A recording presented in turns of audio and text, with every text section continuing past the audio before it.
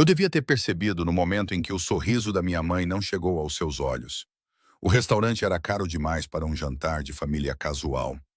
Toalhas de mesa brancas, lustres de cristal, a lançar uma luz fragmentada sobre rostos que eu conhecia a minha vida inteira. Rostos que de repente pareciam estranhos. O meu pai sentou-se na cabeceira da mesa. Os seus dedos tamborilavam contra a haste da sua taça de vinho. A minha irmã Vanessa não me olhava nos olhos. Então, disse a minha mãe, a sua voz tinha aquele tom particular que eu aprendi a temer quando era criança. Precisamos de discutir a tua situação. A minha situação? Como se a minha vida inteira pudesse ser reduzida a duas palavras cheias de desapontamento. Eu disse-vos que estou a tratar disso, disse eu, mantendo a voz firme mesmo com o pulso a martelar na minha garganta. O empréstimo para o negócio não foi aprovado, mas eu tenho outras opções. O negócio é uma fantasia. Todas as palavras do meu pai caíram como pedras. Tens 32 anos de idade. Está na hora de seres realista. Realista. Tradução. Desiste. Assenta. Para de os envergonhar com as minhas ambições. Encontramos alguém para ti, interrompeu a Vanessa, finalmente a olhar para mim com algo que poderia ser pena ou alívio por não ser ela a desilusão da noite. Marcus Hale. Ele é advogado, tem um rendimento estável, está interessado em... Vocês armaram-me uma cilada. As palavras saíram mais ríspidas do que eu pretendia, mas eu já não me importava, sem sequer me perguntarem. Não sejas dramática, disse a minha mãe pegando no seu vinho. Estamos a tentar ajudar-te. Essa tua ideia de boutique, de importar couro italiano, artigos feitos à mão, é encantadora, Ara, mas não é uma carreira de verdade. E tu não estás a ficar mais nova. O restaurante ficou desfocado nas bordas. Eu sentia os outros clientes a olhar na nossa direção. Sentia o peso do julgamento da minha família a pressionar-me como mãos à volta do meu pescoço. Eu não pedi a vossa ajuda. A minha voz saiu mais baixa do que eu queria. Eu só precisava de tempo. Tempo que te demos, disse o meu pai repetidamente. Isto já não é uma negociação. Ou aceitas os nossos termos, abandonas essa fantasia de negócio, encontras-te com o Marcos, começas a agir como parte desta família. Ou, ele não terminou, não precisava. O silêncio estendeu-se, terrível e absoluto. Ou o quê? Ouvi-me a perguntar. A minha mãe pousou a taça com um clique suave. Ou ficas por tua conta. As palavras deviam ter doído mais.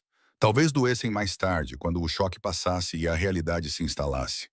Mas naquele momento, tudo o que senti foi uma estranha dormência distante. Está bem, disse eu, levantando-me. As minhas pernas pareciam desligadas do meu corpo. Então, fico por minha conta. Não esperei por uma resposta. Não olhei para trás enquanto me afastava da mesa do jantar que eles tinham orquestrado como uma execução. Os meus saltos estalavam contra o mármore, demasiado altos no silêncio repentino. Eu sentia os olhos postos em mim.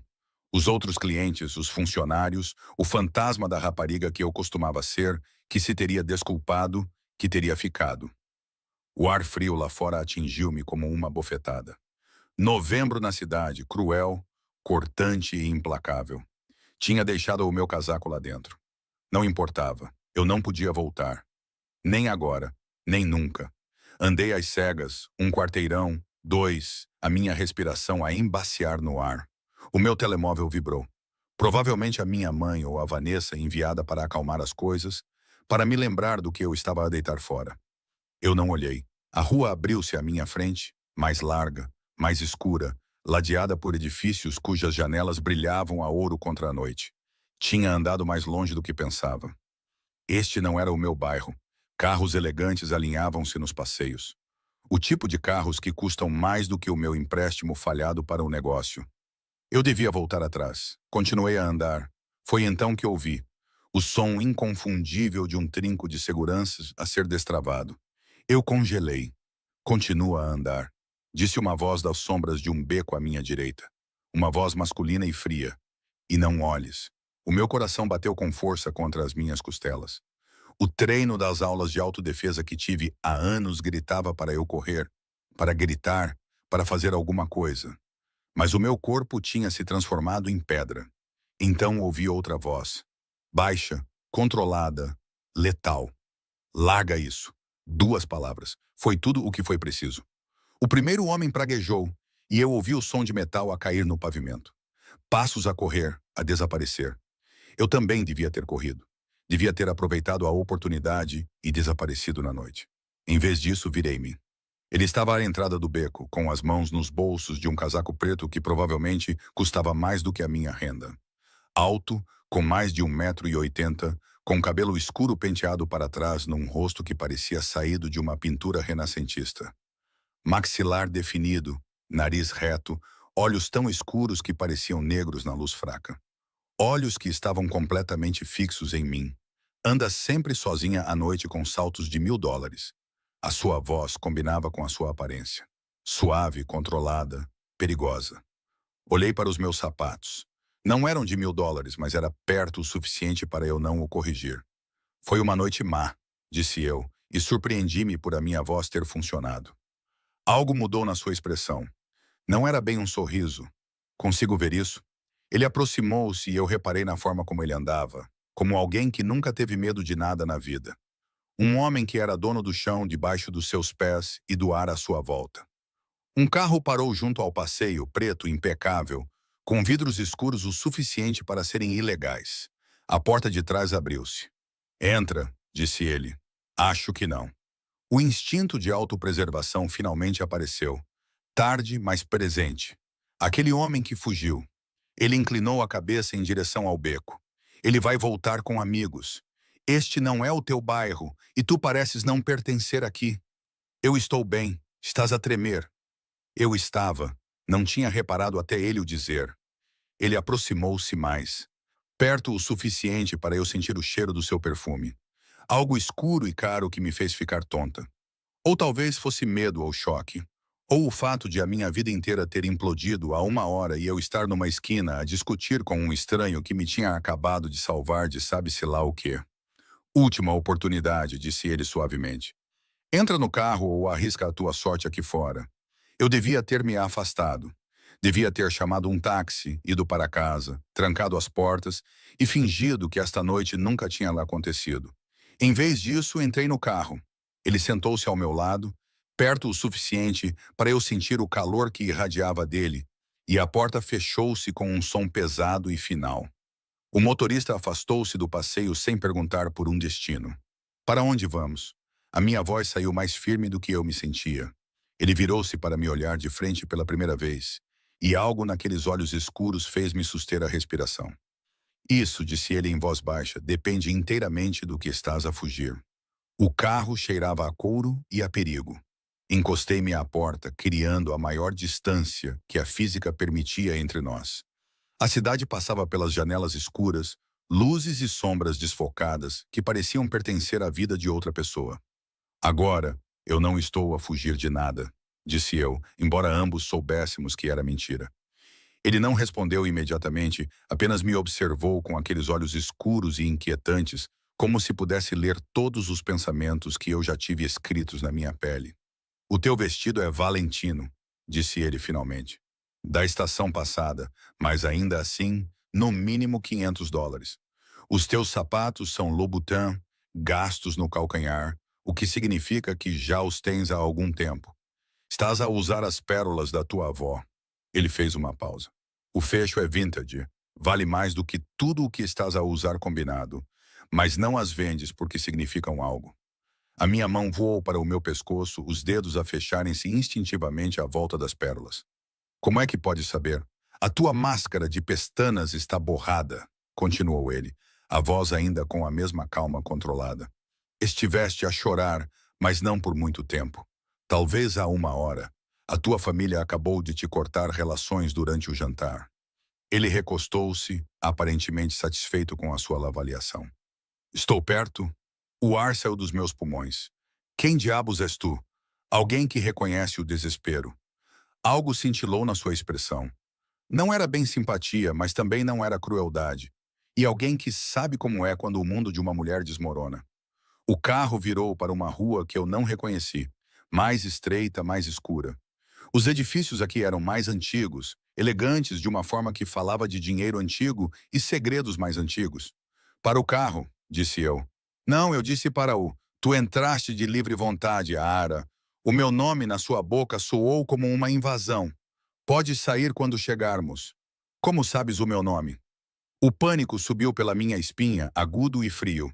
Ele tirou o telemóvel do bolso, tocou no ecrã 2 vezes e virou-o para mim. Era uma foto do restaurante. Eu, de pé à mesa, com o rosto pálido e chocado. A minha família ainda sentada, a expressão da minha mãe esculpida em gelo.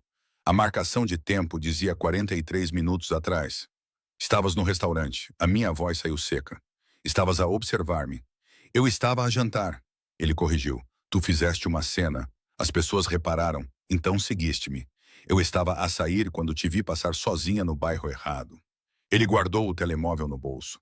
O homem com a arma já te estava a seguir. Eu apenas cheguei primeiro. O carro parou. Olhei pela janela e a minha respiração ficou presa. Estávamos estacionados em frente a um edifício que parecia ter sido roubado de um postal europeu. Todo em pedra escura e ferro forjado, com uma luz quente a sair das janelas 4 andares acima. Onde estamos? Num lugar seguro. Ele abriu a sua porta e depois fez uma pausa. És livre de ir embora. Vai-te embora agora mesmo e nunca mais me verás. Mas se o fizeres, ele olhou-me nos olhos. Vais passar o resto da noite a perguntar-te se aquele homem te encontra, se a tua família tem razão sobre ti, se és forte o suficiente para sobreviver ao que vem a seguir. Ele saiu. Eu devia ter ficado no carro, devia ter dito ao motorista para me levar para casa. Em vez disso, seguiu. O átrio era todo em madeira escura e iluminação suave, o tipo de lugar onde o silêncio parecia caro. Um elevador esperava, com as portas já abertas. Ele entrou e eu segui-o, os meus saltos a estalar contra o mármore, que provavelmente custava mais do que todo o meu plano de negócios falhado. Último andar, disse ele para ninguém. O elevador subiu suavemente e eu observei os números a subir. Terceiro andar, quarto, quinto. Ainda não me disseste o teu nome, disse eu. Não, concordou ele. Não disse. As portas abriram-se diretamente para um apartamento. Não um corredor, não um patamar, mas diretamente para um espaço que me deixou sem fôlego. Janelas do chão ao teto, com vista para uma cidade. Uma extensão cintilante de luzes que parecia quase pacífica desta altura. Móveis escuros, arte cara, tudo preciso e controlado. Como ele. Ele tirou o casaco e colocou-o sobre uma cadeira. Depois foi para um carrinho de bar perto das janelas. Whisky. Eu não bebo com estranhos que me perseguem. Eu não te persegui. Eu salvei-te. Ele serviu 2 copos de qualquer maneira. Há uma diferença. Ah? Ele atravessou a sala até mim, estendendo um dos copos. De perto, à luz, consegui ver detalhes que me tinham escapado antes. Uma cicatriz fina ao longo do seu maxilar, a forma como a sua camisa assentava perfeitamente, como se tivesse sido feita para ele, a ausência completa de medo nos seus olhos. Este era um homem a quem nunca tinham dito não, a quem nunca tinham negado nada do que queria. E naquele momento, ele estava a olhar para mim como se eu fosse algo que ele queria muito. Eu peguei no copo. Os nossos dedos tocaram-se e uma eletricidade percorreu o meu braço. A tua família tem razão, sabes, disse ele, indo para as janelas. A boutique não vai funcionar. Não da maneira que estás a planear. A raiva acendeu-se, quente e bem-vinda depois de horas de dormência. Tu não sabes nada sobre o meu negócio. Eu sei que precisas de 50 mil para cobrir a tua encomenda inicial de inventário de fornecedores em Florença e Milão. Sei que o teu banco rejeitou o teu pedido de empréstimo porque não tens garantias. Sei que tens estado a candidatar-te a investidores mais pequenos, mas ninguém quer arriscar numa mulher de 32 anos, sem experiência em negócios, a tentar entrar num mercado saturado. Ele virou-se para mim, e as luzes da cidade atrás dele faziam-no parecer algo esculpido em sombra. Também sei que és demasiado orgulhosa para pedir ajuda à tua família, demasiado teimosa para desistir e demasiado inteligente para não perceberes que estás sem opções. As minhas mãos tremiam. O que queres de mim? Nada ainda. Ele bebeu um gole do seu uísque. Mas vou fazer-te uma proposta, Ara. E antes de o fazer, preciso que entendas algo muito claramente. Ele pousou o copo e aproximou-se, cada passo deliberado. Eu não sou um bom homem, disse ele em voz baixa. Não te vou salvar dos teus problemas, nem te vou arrebatar. mas posso dar-te o que precisas. O dinheiro, os contactos, a oportunidade de provar que todos estão errados. Ele parou a centímetros de distância, perto o suficiente para eu sentir o calor dele. A questão é, o que estás disposta a arriscar para o conseguir? O meu coração martelava contra as minhas costelas. Por que me ajudarias? Os seus olhos desceram para a minha boca. Depois subiram de novo. Por que, Ara, disse ele com a voz baixa e perigosa, eu cobro sempre os meus investimentos. Ele estendeu o braço por trás de mim e ouvi o clique suave da porta a destrancar-se atrás de mim. Pensa nisso, disse ele. Sabes onde me encontrar. Fiquei ali, congelada, enquanto ele se afastava para as sombras do seu apartamento. E percebi com absoluta certeza que tinha acabado de fazer um acordo com o diabo. Só ainda não sabia o preço. Não dormi naquela noite. Sentei-me no meu pequeno apartamento, aquele de que tanto me orgulhava quando me mudei e que agora parecia uma caixa de cartão, e olhei para o plano de negócios espalhado pela mesa da minha cozinha. Números que não batiam certo, sonhos que custavam mais do que eu podia pagar. As suas palavras ecoavam na minha cabeça. Eu cobro sempre os meus investimentos. Às 3 da manhã, pesquisei no Google tudo o que conseguia lembrar sobre o edifício, o bairro, qualquer coisa que me pudesse dizer quem ele era. Mas não tinha nada, nenhum nome, nenhum cartão de visita, apenas a memória de olhos escuros e promessas mais escuras. Ao nascer do sol, tinha tomado a minha decisão. Ao meio-dia, estava novamente em frente ao seu edifício, a dizer a mim mesma que ainda podia ir embora. Eu não fui embora. O porteiro reconheceu-me. Esse devia ter sido o meu primeiro aviso. Ele simplesmente acenou com a cabeça e gesticulou para o elevador como se estivesse à minha espera. A subida pareceu mais longa desta vez. O meu reflexo nas portas polidas mostrava uma mulher que parecia mais composta do que se sentia. Calças pretas, blusa creme, cabelo apanhado, profissional, controlada, uma máscara. O elevador abriu-se diretamente para o seu apartamento novamente e ele estava de pé junto às janelas, com o telemóvel encostado ao ouvido. Ele levantou um dedo, espera, e continuou a sua conversa no que parecia ser italiano. Rápido, fluente, bonito e frio. Tão frio, ele estava a dar ordens. Eu não precisava de entender a língua para reconhecer o tom. Autoridade absoluta, sem espaço para negociação. Ele terminou a chamada e virou-se para mim. Voltaste. Ele não parecia surpreendido. Tenho perguntas? Claro que tens. Ele foi até ao carrinho de bar, serviu café de uma cafeteira francesa que não estava lá na noite anterior. Pergunta. Quem és tu? Dante Moretti. Ele disse-o como se eu devesse reconhecer o nome. Quando não reagi, algo cintilou na sua expressão. Tu realmente não sabes, devia? Ele entregou-me uma chávena de café, preto, sem açúcar, exatamente como eu o tomo. Outra coisa que ele não devia saber sobre mim.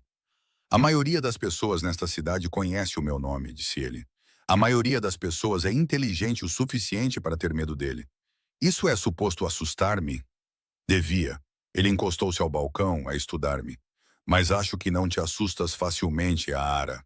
Acho que estás aterrorizada agora, mas estás aqui de qualquer maneira. Isso é ou muito corajoso ou muito estúpido. Talvez ambos. A sua boca curvou-se. Não era bem um sorriso, mas quase. Provavelmente ambos. Pousei o café, intocado. O que queres de mim? A sério? Eu disse-te que quero investir no teu negócio. Ninguém investe $50.000 numa estranha que conheceu na rua. Não sem querer algo em troca. Verdade. Ele aproximou-se e eu lutei contra o impulso de recuar. Quero que trabalhes para mim. A fazer o quê? Aquilo em que és boa. Importar bens de luxo, construir relações com fornecedores, criar algo bonito. Ele fez uma pausa. Mas falo-á sob o meu nome, os meus contactos, a minha proteção. Proteção. A palavra pairou no ar como uma ameaça. E em troca, tens tudo o que precisas para lançar a tua boutique. 50.000 para o inventário. Outros 20 para renda, licenças, custos operacionais, acesso à minha rede. Fornecedores que não te dão atenção agora vão devolver as tuas chamadas. Clientes que podem realmente pagar o que estás a vender. Era demasiado, demasiado fácil. Qual é o truque? O truque, disse ele suavemente, é que tu pertences-me. Não da maneira que estás a pensar, acrescentou ele, lendo a minha expressão. Mas o teu negócio é meu. O teu sucesso é meu. Os teus fracassos são meus. Tu tomas as decisões, mas eu tenho a aprovação final. Tu constróis algo, mas o meu nome está ligado a isso. Então eu estaria a trabalhar para ti, não contigo. Inicialmente, ele pegou no seu próprio café. Prova o teu valor e renegociamos. Mas durante o primeiro ano, tu és minha. Havia algo na maneira como ele disse minha, possessivo e absoluto, que fez um calor subir pela minha espinha. Como sei que és legítimo? Que isto não é algum. Parei, sem saber como terminar. Algum quê? Esquema? Truque? Ele pousou a sua chávena com cuidado deliberado. Deixa-me mostrar-te algo. Ele foi até uma secretária perto das janelas e abriu um computador portátil, digitou brevemente e depois virou o ecrã para mim. Era um contrato, profissional, detalhado, exatamente como ele descreveu. Cronogramas de pagamento, termos, condições. Tudo legal, tudo vinculativo, tudo real. O meu advogado redigiu esta manhã, disse ele. Leu. Leva-o ao teu próprio advogado se quiseres, mas este é um acordo de negócios legítimo, Ara. Não estou a tentar prender-te. Então por que eu? A pergunta explodiu antes que eu pudesse impedi-la. Podias investir em qualquer pessoa. Por que numa mulher qualquer que viste a jantar com a família? Ele ficou em silêncio por um longo momento. Quando falou, a sua voz estava mais suave do que antes, porque me lembraste de alguém, alguém que queria tanto algo que conseguia saboreá-lo. Mas o mundo continuava a dizer-lhe que não. Ele aproximou-se e eu senti novamente aquele perfume escuro. E porque quando a tua família te disse para desistires, tu foste-te embora. Isso exige força. O tipo de força que eu posso usar. Usar, repeti eu, não ajudar. Usar. Eu não finjo ser altruísta. Os seus olhos encontraram os meus. Estou a oferecer-te um acordo, não um resgate. Tu decides se vale a pena. Olhei para o contrato no ecrã, olhei para ele, olhei para a cidade que se estendia para além das janelas. Todas aquelas luzes, todas aquelas possibilidades, todas fora de alcance. Preciso de tempo para pensar. Tens até amanhã. Ele tirou um cartão do bolso, cartão preto pesado com letras prateadas. Apenas um nome e um número de telefone. Liga-me antes das 8 da noite ou a oferta expira. Eu peguei no cartão. Os nossos dedos tocaram-se novamente e a mesma eletricidade faiscou entre nós. Mais uma pergunta, disse eu. Disseste que não és um bom homem. O que querias dizer com isso? Algo perigoso cintilou nos seus olhos. Assina o contrato, Lara, e descobrirás em breve. Ele acompanhou-me até o elevador, ficou perto o suficiente para eu sentir o calor dele, cheirar o tecido caro e o perfume caro, e algo por baixo, algo mais escuro, mais selvagem. As portas começaram a fechar-se. Dante, disse eu, o seu nome é estranho na minha língua. O homem da noite passada, aquele com a arma. Ele trabalhava para ti. Não trabalhava? As portas fecharam-se sobre o seu sorriso, bonito e aterrorizante, e eu soube com absoluta certeza que já estava presa na sua teia. A única questão era se eu sobreviveria. Assinei o contrato às 7h58 da noite. Não porque tivesse feito as pazes com a minha decisão. Não tinha, mas porque a alternativa era voltar para a minha família com o rabo entre as pernas, admitindo que eles tinham tido razão o tempo todo. E isso parecia um tipo diferente de morte. Dante atendeu ao primeiro toque. Estou dentro, disse eu antes que pudesse mudar de ideias. Silêncio. Depois, vem ao armazém na quinta com a Mercy, sozinha. Traz o contrato assinado. Quando? Agora. Ele desligou. A quinta com a Mercy não era um bairro. Era um aviso. A parte da cidade onde os candeeiros de rua piscavam e morriam, onde os edifícios exibiam a sua decadência como medalhas de honra. O meu motorista de táxi não parava de olhar para mim pelo espelho retrovisor, como se estivesse a tentar perceber o que uma mulher com um casaco de cachemira estava a fazer a ir para a zona industrial à noite. Eu estava a perguntar-me o mesmo. O armazém erguia-se contra o céu escuro, todo em metal enferrujado e janelas partidas. Sem sinais, sem luzes, nada que indicasse que alguém realmente usava aquele lugar. Paguei ao motorista e saí para o frio. Senhora, chamou ele por mim, tem a certeza disto? Não, sim.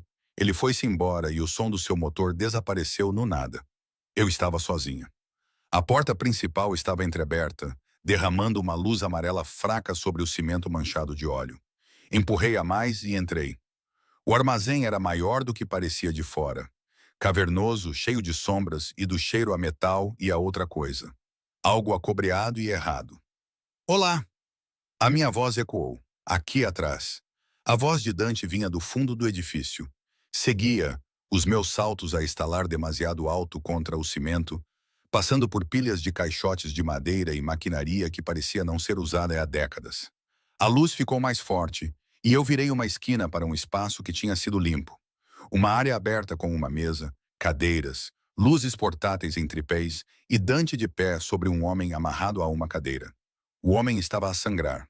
Eu parei. Não conseguia mover-me. Não conseguia respirar. Não conseguia processar o que estava a ver. Dante olhou para cima e a sua expressão não mudou. Como se isto fosse normal.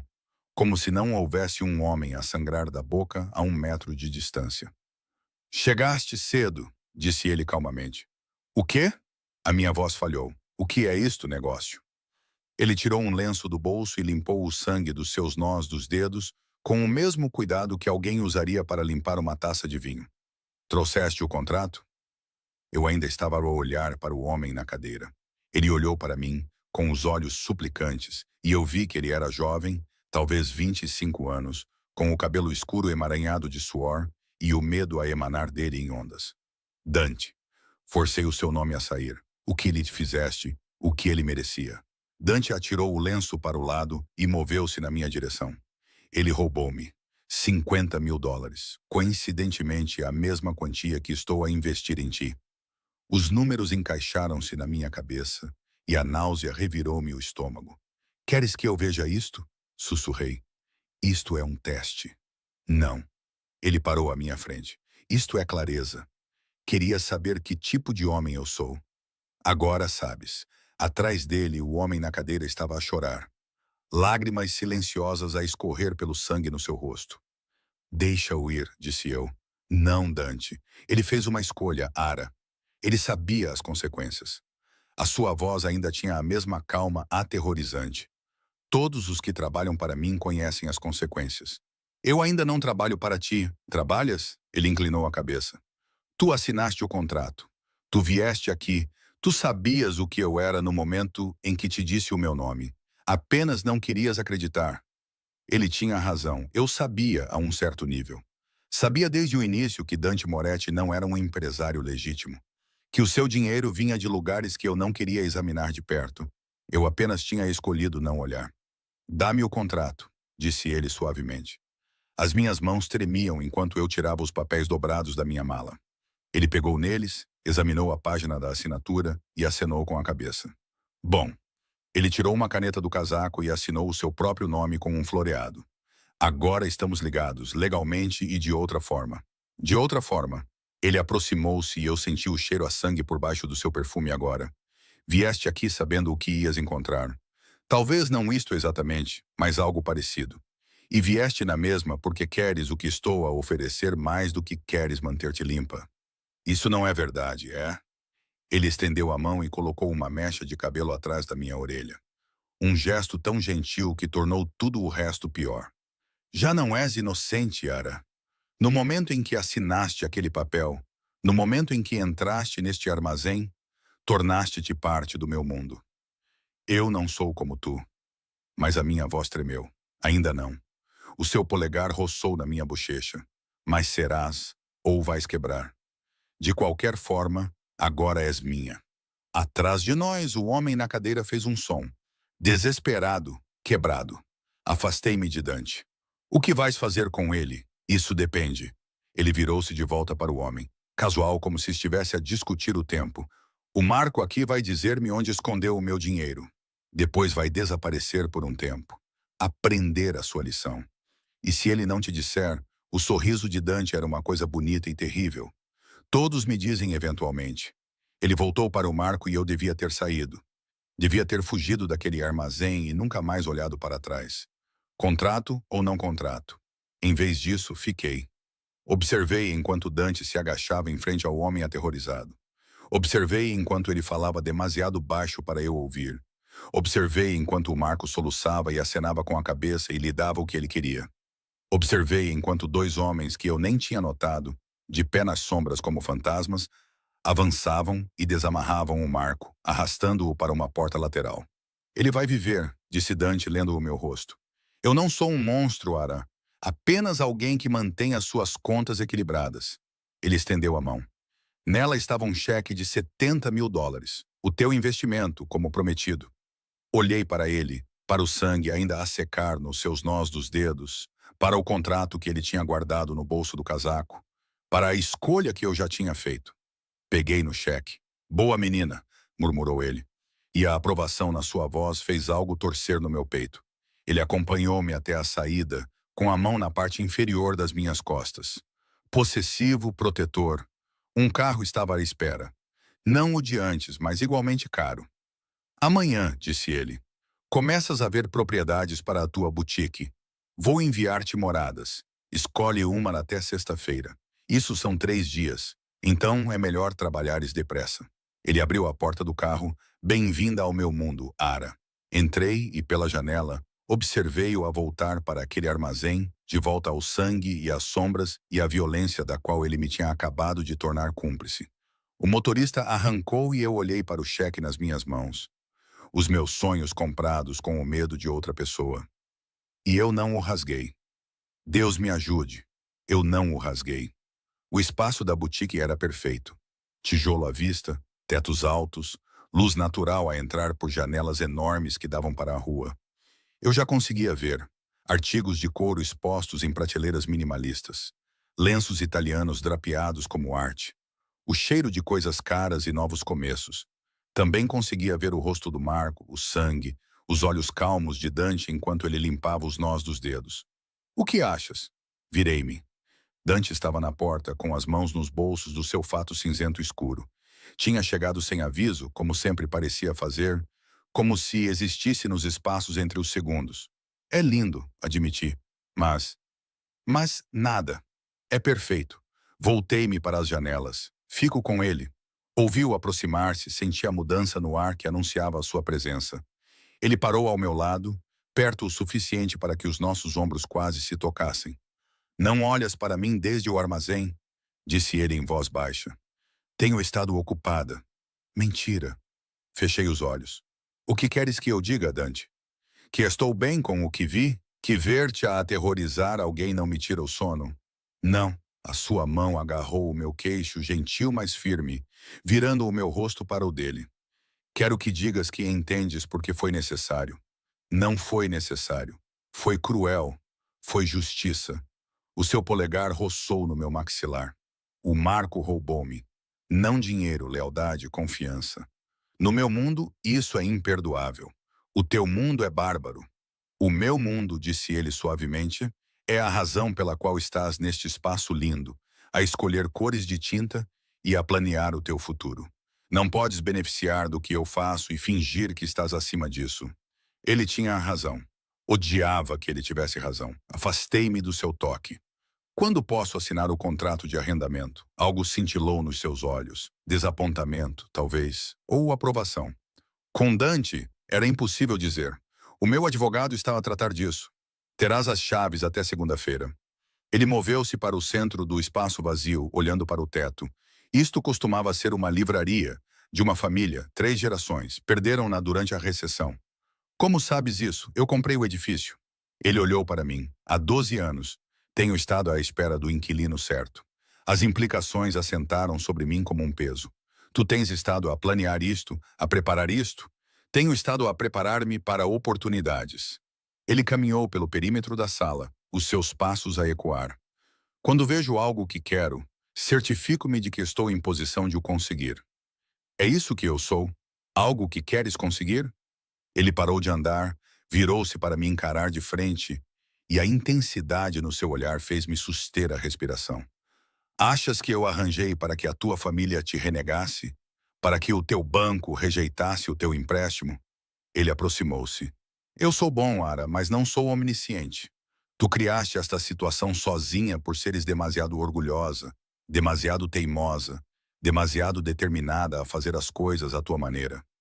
Então por que ajudar-me? porque reconheci algo em ti. Ele estava perto agora. Perto o suficiente para eu ver reflexos âmbar nos seus olhos escuros. Algo que pensei ter perdido há muito tempo. Esperança. A palavra parecia errada vinda dele. Demasiado suave, demasiado vulnerável. Não pareces alguém que precisa de esperança, disse eu. Não preciso, mas gosto de olhar para ela. A sua mão subiu, os dedos a entrelaçarem-se no meu cabelo num gesto que parecia ao mesmo tempo terno e possessivo. Gosto de me lembrar de como é. O meu coração martelava. Dante, não vou pedir desculpa pelo que viste, disse ele. Não te vou mentir e não vou fingir ser algo que não sou, mas preciso que entendas. Tudo o que faço, faço por uma razão. E neste momento, a minha razão está à minha frente, a olhar para mim como se eu fosse um monstro quando tudo o que eu quero. Ele parou, fechou os olhos brevemente, como se estivesse a lutar contra algo. O que? Sussurrei. O que queres? Quando ele abriu os olhos novamente, algo neles tinha mudado. Mais escuro, mais faminto. Beijar-te, disse ele simplesmente. Quero beijar-te até parares de olhar para mim assim. Até veres o que eu vejo quando olho para ti. E o que vês? Alguém forte o suficiente para sobreviver ao meu mundo. Alguém corajoso o suficiente para entrar nele de olhos abertos. A sua outra mão segurou meu rosto. Alguém que me faz querer ser o homem que eu era antes de tudo se transformar em sangue e dinheiro. Eu devia ter recuado. Devia tê-lo lembrado que isto era um negócio, que tínhamos um contrato, que eu não era um prêmio que ele podia colecionar. Em vez disso, fiquei perfeitamente imóvel enquanto ele se inclinava. Os seus lábios roçaram nos meus, suaves, interrogativos, nada como eu esperava. Não exigentes ou rudes, mas cuidadosos, como se eu fosse algo precioso que ele tinha medo de quebrar. Eu beijei-o de volta. Foi um erro. Eu sabia que era um erro mesmo enquanto o fazia. Mesmo enquanto as minhas mãos subiam para o seu peito, sentindo o seu coração a bater rápido sob o tecido caro. Mesmo enquanto ele aprofundava o beijo, uma mão a deslizar para a parte inferior das minhas costas, puxando-me para mais perto. Ele sabia a café e a perigo e a outra coisa. Algo que parecia perigosamente familiar. Quando nos separamos, estávamos ambos a respirar com dificuldade. Isto complica as coisas, consegui dizer. Tudo em ti complica as coisas. A sua testa encostou-se à minha, mas estou a começar a pensar que essa é a questão. Um telemóvel tocou. O dele. Ele tirou ou olhou para o ecrã e toda a sua postura mudou. O homem suave que me tinha acabado de beijar desapareceu, substituído pelo empresário frio que eu tinha visto no armazém. Tenho de ir, ele recuou, já distante. Escolhe as cores da tinta. Começa a encomendar o inventário. Amanhã peço à minha assistente para te enviar os contactos dos fornecedores. Dante, e ele parou a porta. Tranca as tuas portas esta noite. Não atendas se não reconheceres o número. E se alguém perguntar por mim, tu não sabes de nada. O medo atravessou-me. Por quê? O que se passa? Nada com que precises de te preocupar ainda. Mas a sua expressão dizia o contrário. Apenas confia em mim. Ele foi-se embora antes que eu pudesse responder. Fiquei na boutique vazia, os meus lábios ainda a formigar do seu beijo, e percebi que tinha acabado de cruzar outra linha que não podia descruzar. O meu telemóvel vibrou. Uma mensagem de um número desconhecido. Ele está a mentir-te. O armazém foi um teste. Tu falhaste. Sai enquanto ainda podes. Olhei para a mensagem, o gelo a inundar as minhas veias. Depois olhei para o edifício do outro lado da rua, para a janela onde uma sombra se moveu e depois desapareceu. Alguém estava a observar-me e sabia exatamente o que eu tinha feito. Não liguei ao Dante. Devia ter ligado. Teria sido a coisa inteligente a fazer. Contar-lhe sobre a mensagem, sobre a sombra na janela, sobre a sensação de olhos invisíveis a seguir todos os meus movimentos. Em vez disso, fui para casa e verifiquei as minhas fechaduras 3 vezes. A mensagem assombrava-me. Ele está a mentir-te sobre o quê? O armazém, o contrato, o beijo que ainda queimava nos meus lábios 3 horas depois. Às 2 da manhã chegou outra mensagem. Pergunta-lhe sobre a Sofia Castiano. Pergunta-lhe o que ele fez à última mulher em quem investiu. As minhas mãos tremeram enquanto eu digitava o nome no meu motor de busca. Os resultados fizeram o meu sangue gelar. Sofia Castiano tinha 28 anos quando desapareceu. Bonita, ambiciosa, a gerir uma galeria de arte de luxo no mesmo bairro onde a minha boutique estaria. Os artigos eram de 6 anos atrás. Breves menções nas secções de crime local. Depois nada. Nenhum corpo encontrado. Nenhuma detenção feita. O caso arrefeceu. E em todas as fotos da inauguração da sua galeria, de pé ao fundo, estava um Dante Moretti mais jovem. Fechei o meu computador portátil com força, mas as imagens estavam gravadas no meu cérebro. O sorriso de Sofia, a mão de Dante no seu ombro. A forma como se olhavam, familiar, íntima, da mesma forma que ele me tinha olhado hoje. O meu telemóvel tocou. Dante. Olhei para ele, a vê-lo vibrar contra a minha mesa de café. O rosto de Sofia ainda fresco na minha mente. Atendi. Estás acordada? A sua voz estava rouca, cansada. Bom, preciso que ouças com muita atenção. Dante, quem é a Sofia Castiano? Silêncio longo o suficiente para eu pensar que a chamada tinha caído. Onde ouviste esse nome? A sua voz tinha ficado mortalmente silenciosa. Alguém me enviou uma mensagem. Disse-me para te perguntar sobre ela. Mostra-me. Não foi um pedido.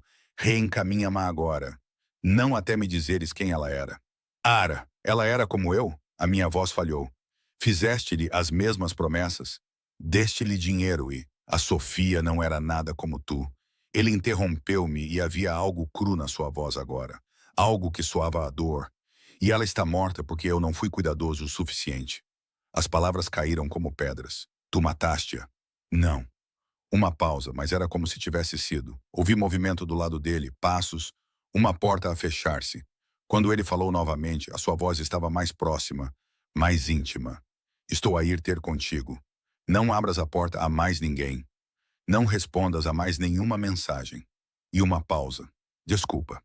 Ele desligou. Sentei-me no meu apartamento escuro, a agarrar o meu telemóvel, a tentar processar o que ele tinha acabado de dizer. A Sofia estava morta. O Dante culpava-se e alguém estava a usá-la para me avisar, para me afastar ou para me fazer confiar menos nele. Ou para. Uma batida na minha porta fez-me saltar. Sou eu, a voz de Dante abafada pela madeira. Espreitei pelo olho mágico. Ele estava no corredor, ainda de fato, mas agora desalinhado, gravata solta, cabelo penteado para trás como se tivesse passado as mãos por ele. Abri a porta. Ele entrou e trancou-a atrás de si, depois tirou o telemóvel. Mostra-me as mensagens. Entreguei-lhe o meu telemóvel. Observei o seu maxilar a apertar-se enquanto ele lia. Este número? Ele olhou para cima. Respondeste? Não. Bom, ele lhe reencaminhou as mensagens para si mesmo. Depois devolveu-me o telemóvel. A Sofia era alguém de quem eu gostava. Ela geria uma galeria de arte, negócio legítimo, nada ilegal. Mas ela foi apanhada entre mim e uma família rival. Usaram-na para chegar a mim. Como? A sua expressão tornou-se sombria. Levaram-na, mantiveram-na por 3 dias. Quando a encontrei, ele parou e engoliu em seco. Ela já tinha morrido. Eles certificaram-se disso. E as pessoas que o fizeram desapareceram. A palavra foi final. Absoluta. Cada uma delas. Sentei-me no meu sofá, com as pernas subitamente fracas. Por que não me contaste isto antes? Porque não é algo de que eu fale. Ele foi até a minha janela, a verificar a rua lá embaixo. E porque não queria que pensasses que eu podia acabar da mesma maneira que eu te deixaria. Ele virou-se para mim, e a intensidade nos seus olhos era quase dolorosa de se ver. A Sofia morreu porque eu era jovem e estúpido, e pensei que podia manter os meus negócios separados da minha vida pessoal. Agora sei melhor. Então, o que sou eu? A pergunta saiu mais baixa do que eu pretendia. Negócio ou pessoal? Ele atravessou a sala em 3 passadas. Ajoelhou-se à minha frente para ficarmos ao nível dos olhos. És a primeira coisa em 6 anos que me fez sentir algo além de raiva. As suas mãos encontraram as minhas, apertaram-nas gentilmente. E isso aterroriza-me mais do que qualquer família rival alguma vez conseguiu. Dante, quem quer que te tenha enviado aquelas mensagens, quer te assustada, quer que fujas. O seu polegar desenhou círculos na minha palma. Eles sabem que afastar-te é a maneira mais rápida de me magoar, o que significa que tem estado a observar, o que significa que já estás em perigo. O medo atravessou-me. O que faço? Deixas-me proteger-te. Ele levantou-se puxando-me com ele. Faz uma mala. Vais ficar num lugar seguro até eu descobrir quem te está a ameaçar. Não vou sair da minha casa. Ara! Ele segurou o meu rosto, forçando-me a olhá-lo. A Sofia disse a mesma coisa. Ela pensava que estava segura, pensava que eu estava a ser paranoico. E eu deixei-a convencer-me porque não queria que ela pensasse que eu a estava a controlar. A sua voz falhou na última palavra. Não vou cometer esse erro novamente. Eu queria discutir, queria insistir que conseguia tomar conta de mim mesma, que não era uma donzela que precisava de ser resgatada. Mas eu tinha visto o armazém, visto do que o Dante era capaz, visto a violência casual do seu mundo. E se alguém quisesse magoar-me para chegar a ele, eu não teria a menor hipótese. Onde? Perguntei. O alívio inundou as suas feições. Num lugar que ninguém conhece. Num lugar que nem os meus próprios homens conseguem encontrar. Ele ajudou-me a fazer as malas, eficiente, cuidadoso, a verificar cada janela e sombra. 20 minutos depois, estávamos no seu carro, a conduzir por ruas vazias em direção aos arredores da cidade. O beijo de mais cedo, disse eu na escuridão. Foi real ou também fazia parte do investimento? Ele olhou para mim e algo vulnerável cintilou no seu rosto. Foi a coisa mais real que fiz em 6 anos. Conduzimos em silêncio depois disso, a cidade a ficar para trás. E percebi com uma clareza surpreendente que não tinha medo apenas de quem me estava a ameaçar. Tinha medo do quanto queria acreditar nele. Do quanto queria que tudo isto fosse real. Mesmo que me matasse da mesma forma que tinha matado a Sofia. O carro virou para uma estrada escura e a mão de Dante encontrou a minha na escuridão. Não vou deixar que nada te aconteça, disse ele suavemente. Apertei a sua mão de volta e rezei para que ele estivesse a dizer a verdade. A casa de segurança não era o que eu esperava. Nenhuma fortaleza, nenhuns guardas armados, apenas uma pequena casa de campo, escondida numa floresta tão densa que eu já não conseguia ver a estrada. Uma luz quente brilhava das janelas, fumo saía de uma chaminé de pedra, e por um momento pareceu algo saído de um conto de fadas. Até me lembrar que os contos de fadas eram geralmente avisos. Dante desligou o motor, mas não se moveu. As suas mãos agarravam o volante, os nós dos dedos brancos. Não venho aqui há 3 anos, disse ele em voz baixa. Por quê? Porque isto era dela, da Sofia. Comprei-a para ela. Um lugar onde ela pudesse pintar, fugir da cidade. Ele finalmente olhou para mim. Um lugar onde eu pensei que ela estaria segura. O peso dessa confissão instalou-se entre nós. Dante, se isto é demasiado. Não. Ele saiu, deu a volta para abrir a minha porta. É o lugar mais seguro que conheço. E talvez, ele fez uma pausa, ajudando-me a sair. Talvez seja hora de parar de fugir de fantasmas. Lá dentro, a casa era exatamente como eu imaginara que a Sofia a teria decorado. Texturas suaves, cores quentes, materiais de arte ainda arrumados numa mesa junto à janela, uma pintura inacabada num cavalete, uma paisagem marítima, toda em azuis e cinzentos e saudade. Ela nunca conseguiu terminar, disse Dante, seguindo o meu olhar. Ele pousou a minha mala, foi até a lareira e começou a acender o fogo com uma facilidade praticada. Continuei a pensar em pedir a alguém para vir limpar tudo isto, mas não consegui. Fui até a pintura, tracei a borda da tela. Ela tinha talento. Ela era tudo. As palavras foram tão suaves que quase não as ouvi, e eu fiz com que a matassem. O fogo pegou, lançando sombras dançantes pela sala. Disseste que alguém a levou. Isso não é o mesmo que eu devia ter previsto. Ele levantou-se, limpou as cinzas das mãos.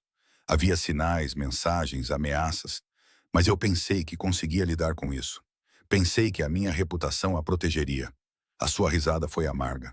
Eu estava errado. Aproximei-me dele, atraída pela crueza na sua voz. Quem a levou? A família Vulov, bratva russa a tentar expandir-se para o meu território. Ele olhou para as chamas. Eles queriam que eu recuasse, deixá-los mover as suas operações para a cidade. Quando recusei, decidiram enviar uma mensagem. Sofia. Eles agarraram-na na sua galeria. A meio do dia, 3 testemunhas, e nenhuma delas fez nada porque sabiam a quem ela pertencia. O seu maxilar cerrou-se. Mantiveram-na por 3 dias, Enviaram-me fotos, vídeos, disseram-me que a deixariam ir se eu lhes desse o que eles queriam. Mas tu não deste. Não podia. Ele virou-se para mim e a angústia nos seus olhos era devastadora. Se eu tivesse cedido, teria mostrado fraqueza. Todas as famílias da cidade teriam vindo atrás de mim, usado as pessoas de quem eu gostava como moeda de troca. Tive de escolher entre salvar a Sofia e salvar todos os outros pelos quais era responsável. Então, tu escolheste? Eu escolhi queimá-los a todos. A sua voz tornou-se seca, sem emoção. Encontrei a sede deles. Encontrei cada homem que lhe tinha tocado, olhado para ela, respirado o mesmo ar e fi-los pagar. Mas ela já estava morta. Ela já estava morta, confirmou ele. Mataram-na no segundo dia, continuaram a enviar-me filmagens dela viva por mais um dia, só para me torturar. Eu não conseguia respirar. Não conseguia imaginar esse tipo de dor, esse tipo de raiva. Como sobreviveste a isso? Não sobrevivi, não realmente. Ele aproximou-se e eu pude ver o esgotamento gravado em cada linha do seu rosto. O homem que eu era antes da Sofia morrer, ele desapareceu. O que resta é apenas isto, sangue e negócios, e tentar garantir que nunca mais aconteça. É por isso que me estás a ajudar? Porque vês nela em mim? Não, ele estendeu a mão, colocou o meu cabelo atrás da minha orelha com uma gentileza infinita. Tu não és nada como a Sofia. Ela era suave, gentil, tudo de bom no mundo. Tu és. Ele procurou por palavras. Tu és aço envolto em seda, fogo a fingir ser fumo. Entraste naquele armazém e não fugiste. Beijaste-me sabendo o que eu sou. O seu polegar traçou o meu maxilar. A Sofia teria tido pavor de mim. Mas tu olhas para mim como se eu fosse humano, como se eu ainda valesse alguma coisa. Tu vales alguma coisa, sussurrei. Valho? A sua mão caiu. Eu matei homens, não apenas os que levaram a Sofia. Dezenas, talvez centenas. Construí um império com base no medo e no sangue. E a única razão pela qual durmo à noite é porque parei de contar. Então por que estou aqui? A minha voz estava firme, apesar do meu coração acelerado. Se és um monstro tão grande, por que proteger-me? Por que tudo isto? Ele ficou em silêncio por um longo momento, a luz do fogo a brincar nas suas feições. Porque quando te vi naquele restaurante, a afastar-te de tudo o que era seguro e familiar, vi alguém a cometer o mesmo erro que eu cometi. Alguém demasiado orgulhoso para pedir ajuda, demasiado teimoso para ver o perigo. Ele aproximou-se e eu pensei, talvez desta vez eu a consiga salvar. Talvez desta vez eu consiga fazer as coisas bem. Eu não sou um arco de redenção, Dante, eu sei. As suas mãos enquadraram o meu rosto, mas talvez sejas uma segunda oportunidade. Ele beijou-me então, desesperado, consumidor, como se estivesse a tentar derramar 6 anos de luto e solidão e esperança num único momento. Eu beijei-o de volta com a mesma ferocidade. As minhas mãos a agarrarem a sua camisa, puxando-o para mais perto. Isto era perigoso, imprudente, tudo o que eu não devia querer. Mas Deus, eu queria-o de qualquer maneira. Separamo-nos, a respirar com dificuldade, e ele encostou a sua testa na minha. Não vou deixar que o que aconteceu a Sofia te aconteça, disse ele. Custe o que custar, quem quer que eu tenha de matar. Dante, vidro estilhaçou-se. A janela explodiu para dentro e senti o Dante a atirar-me ao chão enquanto os tiros irrompiam. As balas rasgaram a casa, estilhaçando madeira, destruindo a pintura da Sofia, os seus móveis, a sua memória. Dante cobriu o meu corpo com o seu, uma mão a proteger a minha cabeça. Fica embaixo, rosnou ele. Depois rolou para o lado e tirou uma arma de um lugar que eu não tinha visto. Ele disparou de volta pela janela partida.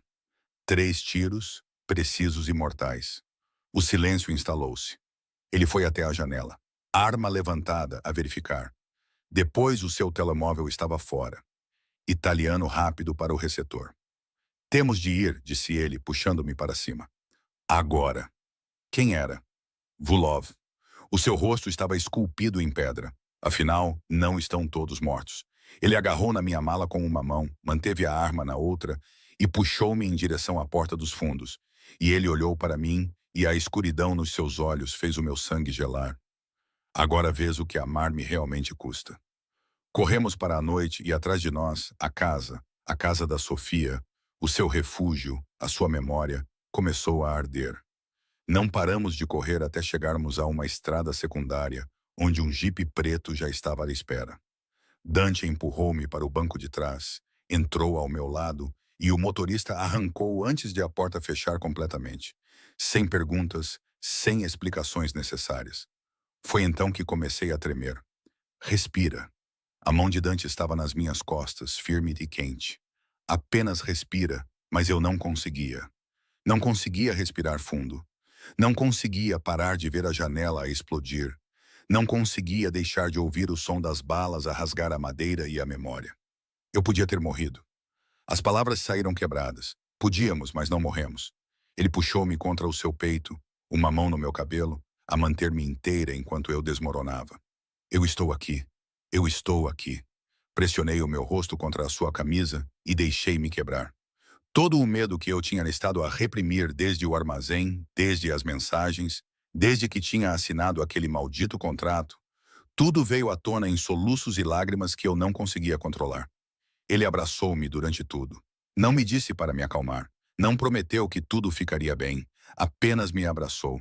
O seu batimento cardíaco firme contra o meu ouvido. A sua mão a acariciar o meu cabelo com uma gentileza que fazia tudo doer mais. Quando chegamos à cidade, eu estava vazia. Para onde vamos? A minha voz era a minha casa. A penthouse. Ele ainda me estava a abraçar. Não me tinha largado. É uma fortaleza. Segurança 24 horas. Vidro à prova de bala. Guardas em quem confio a minha vida. Disseste que a Sofia também estava segura. As suas mãos pararam. Eu sei. E eu estava errado, mas não estou errado sobre isto. Ele inclinou o meu queixo para cima, forçando-me a olhá-lo. Eu não te vou perder, entendes? Eu incendeio esta cidade inteira antes de deixar que te toquem. A certeza na sua voz devia ter me assustado. Em vez disso, fez-me sentir mais segura do que me sentia há dias.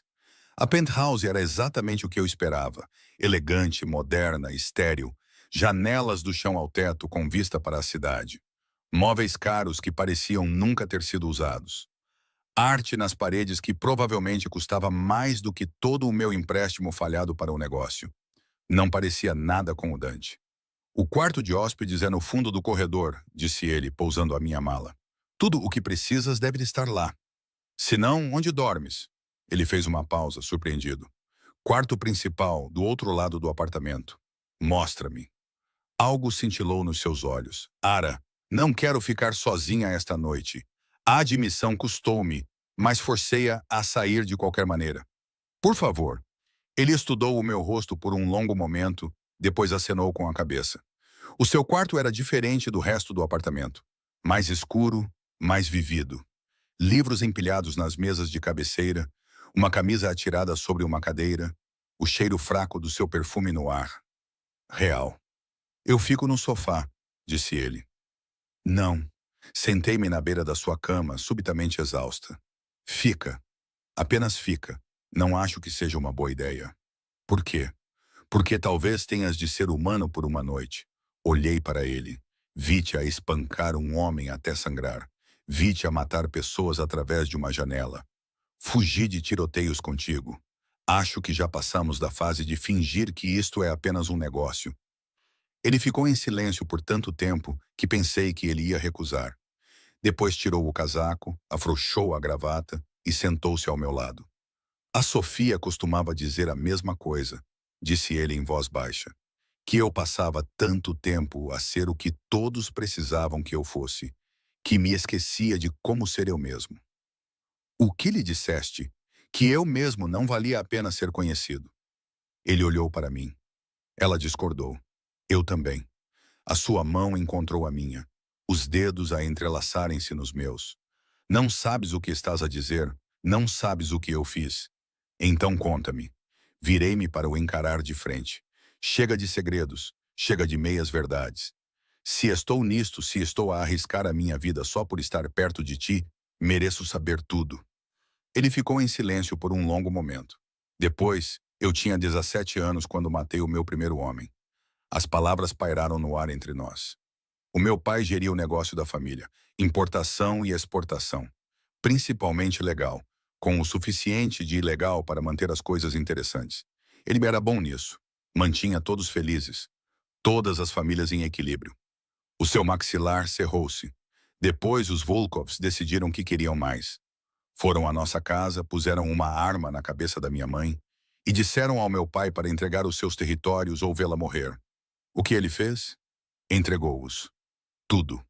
40 anos de construção desapareceram numa noite. A voz de Dante estava oca. Eles mataram-na na mesmo à nossa frente. Depois mataram-no a ele. Dante, eu estava escondido no armário. Vi tudo através de uma fresta na porta. E eu sabia que se ficasse escondido, se ficasse seguro, eles seriam donos de mim para sempre. Ele olhou para mim. Então eu saí, peguei na arma do meu pai e matei o homem que matou a minha mãe. Eras uma criança. Eu era um sobrevivente. O seu polegar desenhou padrões na minha palma. Depois disso, o meu tio assumiu.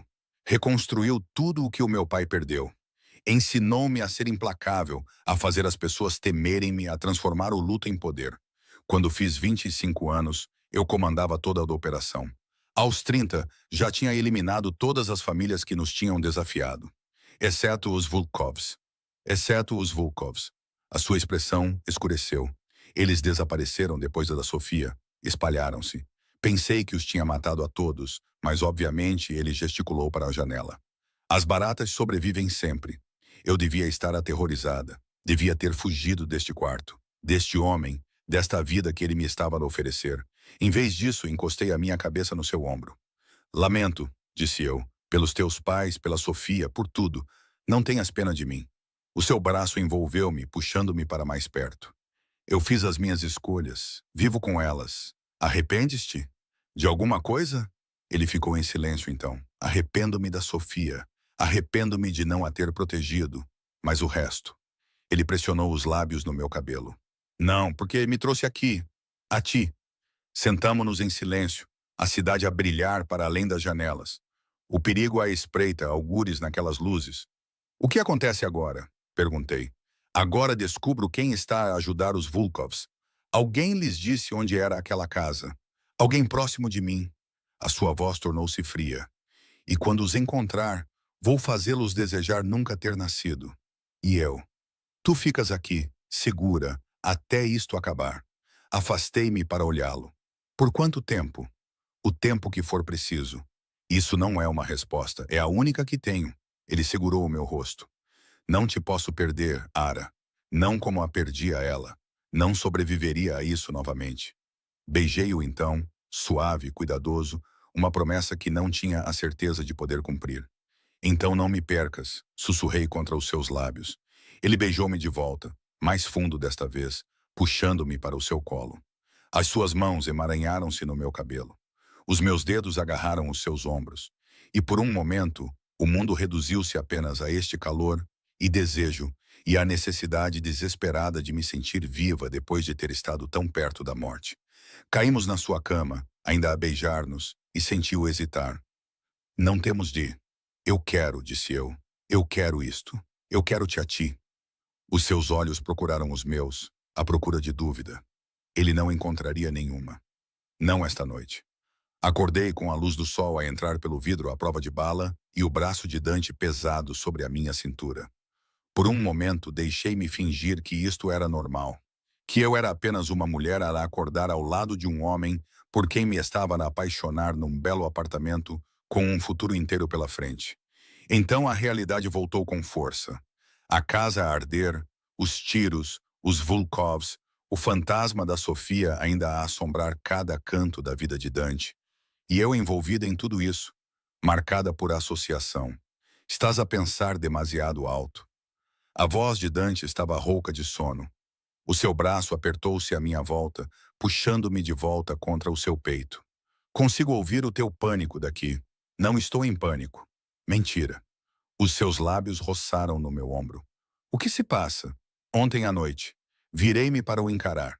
À luz da manhã, ele parecia mais jovem de alguma forma. Vulnerável.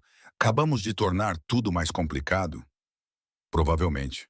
A sua mão desenhou padrões na minha anca. Arrependes-te? Pensei na forma como ele me tinha tocado. Reverente, cuidadoso, como se eu fosse algo precioso. Na forma como ele tinha sussurrado o meu nome na escuridão. Na forma como me tinha abraçado depois, o seu coração a bater contra as minhas costas. A sua respiração no meu cabelo. Não, disse eu, mas estou aterrorizada com o que isso significa. Significa que agora és minha, completamente. Os seus olhos encontraram os meus. Não por causa do contrato, ou do dinheiro, ou do negócio, mas porque nunca te vou deixar ir. Isso não é romântico, Dante. Isso é possessivo. Eu sei. Ele beijou-me lenta e profundamente, mas eu deixei de fingir ser um bom homem há muito tempo. O seu telemóvel vibrou, áspero e insistente. Ele afastou-se com uma praga. Pegou-o da mesa de cabeceira. O quê? A sua voz tornou-se fria. Todos os vestígios de suavidade desapareceram. Quando? Quantos? Não. Mantenham-no vivo. Quero falar com ele pessoalmente. Ele desligou, já se estava a levantar da cama. O que aconteceu? Encontraram o atirador da noite passada. Ele está no armazém. Dante estava a vestir-se com eficiência militar e está pronto para falar. O medo atravessou-me. Vais? Sim. Ele não olhou para mim. Fica aqui. Não saias do apartamento. Não abras a porta a ninguém exceto ao Marco. Marco, o homem do armazém. Ele trabalha para mim agora. Aprendeu a sua lição. Dante pegou no seu casaco, verificou a sua arma. Ele deve-me a vida. Ele vai proteger-te com ela. Dante, espera. Enrolei o lençol à minha volta, segui-o até a porta do quarto. E se for uma armadilha? E se eles quiserem que tu vás? Então terão o que querem. A sua expressão estava esculpida em gelo, mas não vão gostar do que vem com isso. Ele beijou-me uma vez, forte, possessivo, final, e foi-se embora. Fiquei ali, enrolada nos seus lençóis, ainda a sentir o fantasma das suas mãos na minha pele. E percebi algo aterrador. Estava apaixonada por ele. Não pela versão que tinha construído na minha cabeça. O benfeitor perigoso. O investimento complicado. O ele real. O homem que me tinha abraçado durante a minha crise. Que tinha partilhado as suas piores memórias. Que tinha feito amor comigo como se eu fosse a única coisa que o mantinha humano. E ele estava a caminhar para o perigo enquanto eu ficava para trás como uma princesa indefesa. Vesti-me. Marco bateu a porta 30 minutos depois. Jovem, nervoso, o mesmo homem assustado do armazém. Mas havia algo diferente nos seus olhos agora. Determinação, lealdade. O Sr. Moretti disse que talvez tentasse sair. Ele disse que eu não ia. Ele também disse para te dar isto se o fizesses. Marco estendeu um envelope. Dentro havia uma única folha de papel. A caligrafia de Dante, nítida e precisa. Ara, sei que és teimosa o suficiente para me ignorar. Sei que pensas que podes ajudar, que ficar para trás te torna fraca. Mas estás errada.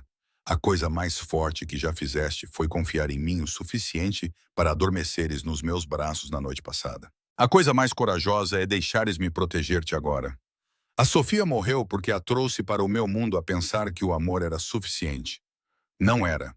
Ela precisava de distância, segurança, uma vida separada da minha.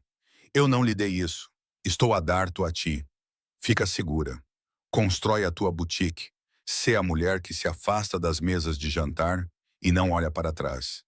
Essa é a mulher que preciso que sejas, porque se tu morreres, eu morro contigo. E tenho demasiadas pessoas que ainda precisam que eu seja um monstro. As minhas mãos tremeram enquanto eu lia e relia. Senhora, a voz de Marco era gentil. Ele realmente se importa consigo. Sabe, trabalho para ele há 3 anos. Nunca o vi assim por ninguém, nem mesmo pela Sofia. A Sofia era diferente. Ela era. Marco procurou por palavras. Ela era a sua paz. Você é o seu fogo. E neste momento ele precisa desse fogo vivo mais do que precisa de qualquer outra coisa. Olhei para a porta, para o Marco, para a cidade, para além do vidro à prova de bala. Quanto tempo até ele voltar? Se tudo correr bem, 2 horas. Se não, a expressão de Marco escureceu. Pode ser nunca. As palavras atingiram-me como balas. Leva-me à boutique, disse eu de repente. Preciso de a ver. Preciso de fazer algo com as minhas mãos ou vou enlouquecer. O Sr. Moretti disse. O Sr. Moretti não está aqui. Peguei na minha mala, a carta de Dante apertada na outra mão.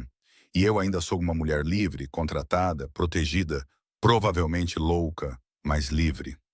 Marco hesitou, depois acenou com a cabeça. 30 minutos, depois voltamos diretos.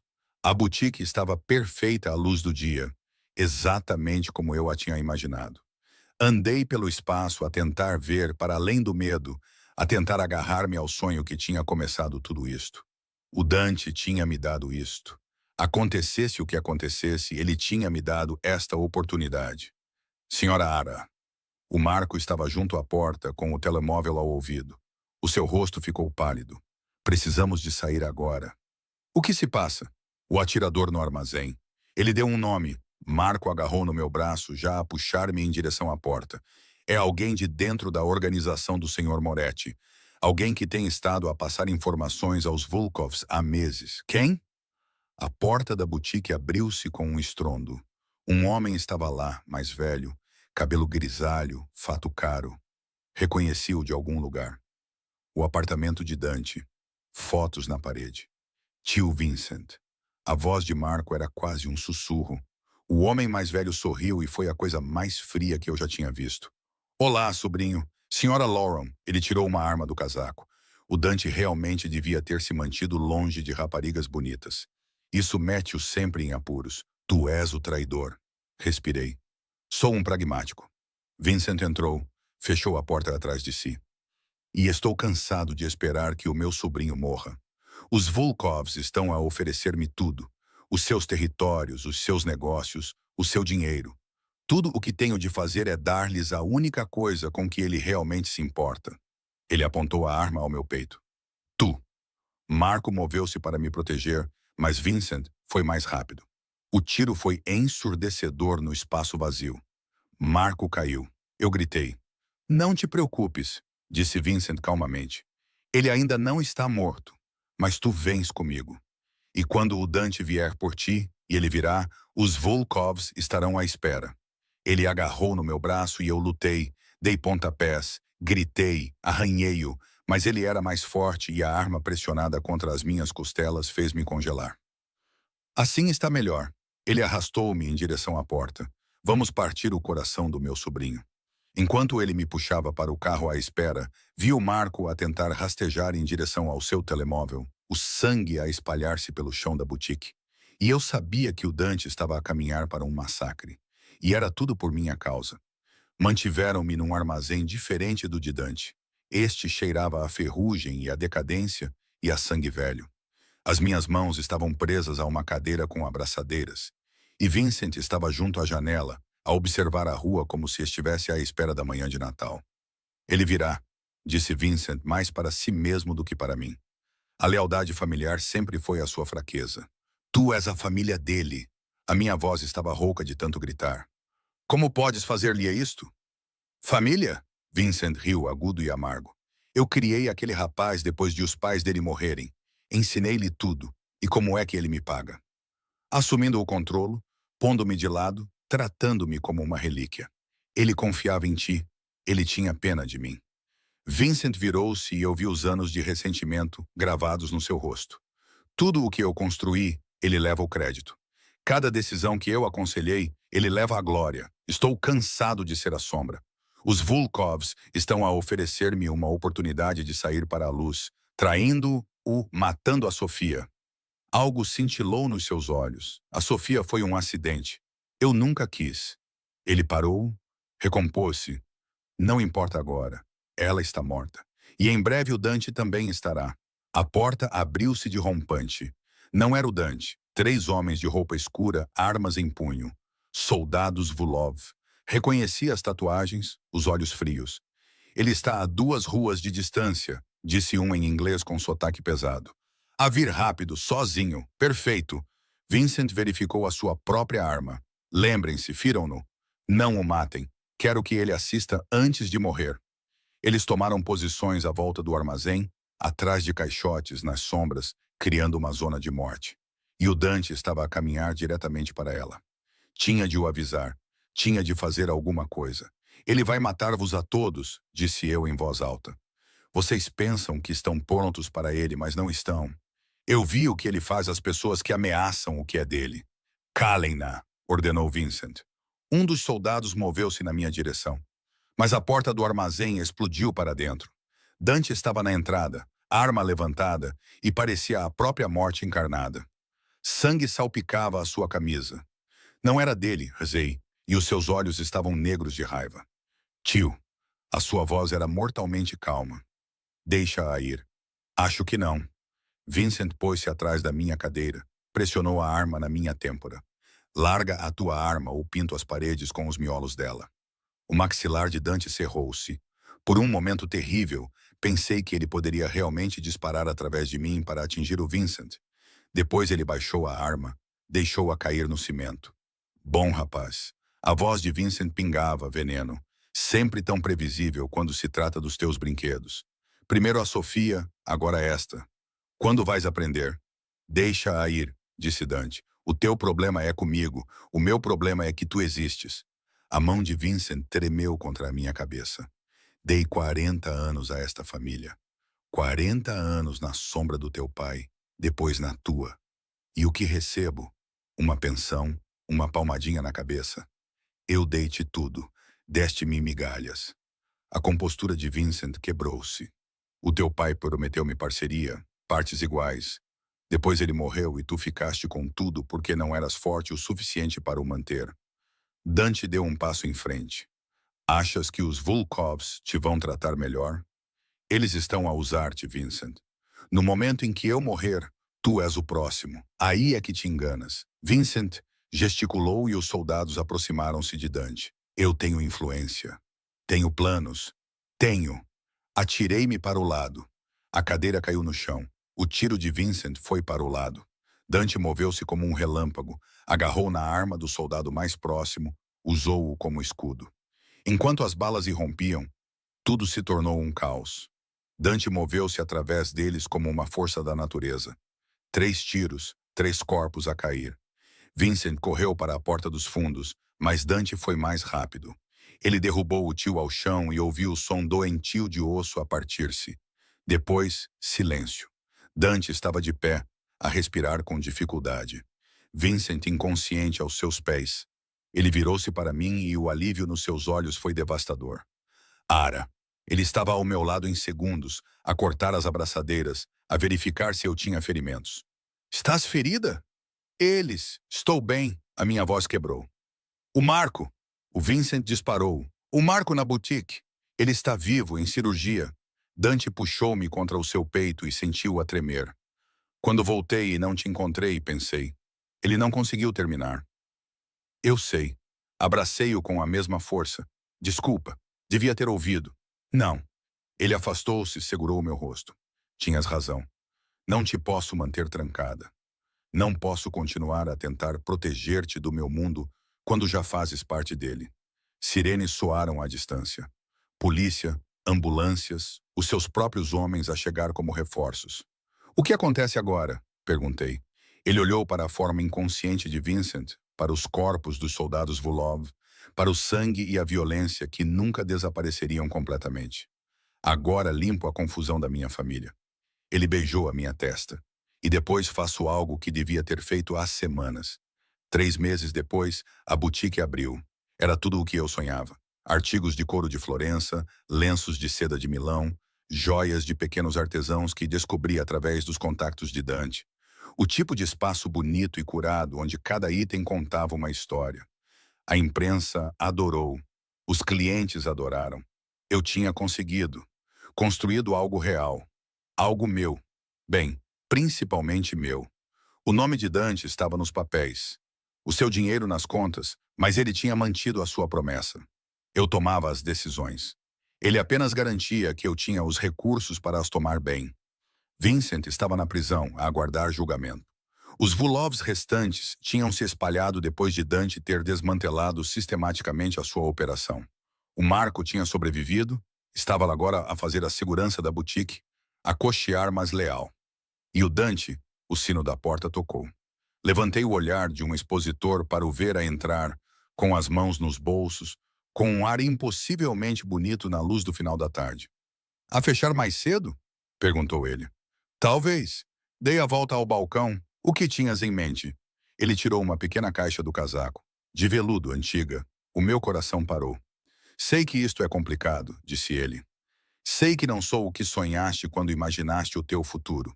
Sou violento, perigoso, provavelmente amaldiçoado. Mas ele abriu a caixa, revelando um anel que me tirou o fôlego. Tu fazes-me querer ser melhor. Não perfeito, apenas melhor. Dante, não te posso prometer o normal. Não te posso prometer segurança. Mas posso prometer que todos os dias, pelo resto da minha vida, vou escolher-te, proteger-te, amar-te com tudo o que me resta. Ele ajoelhou-se e as lágrimas turvaram a minha visão. Casa comigo. Constrói uma vida comigo. Mostra-me que o amor nem sempre acaba em cinzas. Pensei em tudo o que nos tinha trazido até aqui. A violência, o medo, os segredos e o sangue, e as escolhas impossíveis. Pensei na forma como ele me abraçou na escuridão, na forma como me deu o meu sonho, na forma como me deixou ver as suas partes quebradas e confiou em mim para não fugir. Sim, sussurrei. Sim. Ele colocou o anel no meu dedo, da sua avó, disse-me ele mais tarde, e beijou-me como se eu fosse oxigênio. Lá fora, a cidade continuava. Perigosa, bonita, nossa. Não éramos um conto de fadas. Éramos algo mais sombrio, mais complicado. Mas éramos reais. E às vezes, esse é o único final feliz que importa.